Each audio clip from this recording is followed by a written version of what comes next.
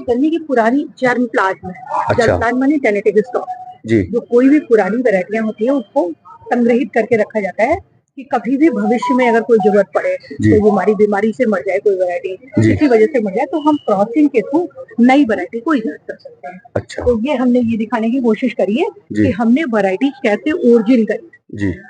एक नोबल केन होता था जिसमें मीठा होता था, वो ऑक्सीनेरम था, और दूसरा स्पेक्ट्रम था जिसमें स्ट्रेस होती थी, बीमारी से लड़ने की क्षमता है, कीड़े मकोड़े नहीं तो, क्योंकि वो बहुत कड़ा होता था।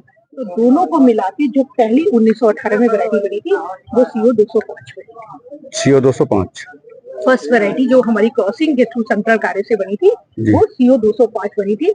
वो नोबेल के और स्पॉन्टेनियम के क्रॉस से बनी थी। इसमें मीठापन था और इसमें स्ट्रेस था, मतलब गन्ने में मजबूती भी हो और गन्ने में मिठाई भी हो।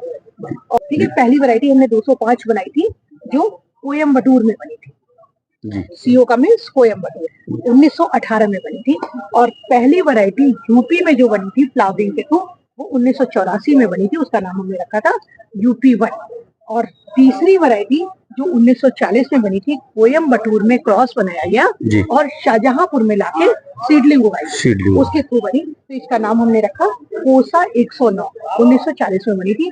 CO मीन्स कोयम्बटूर और शाहजहां। तो ये इसके लिखने का तरीका होता है कि CO पहले लिखा जाता है और S बाद में, शाहजहांपुर जहाँ से भी बनती है।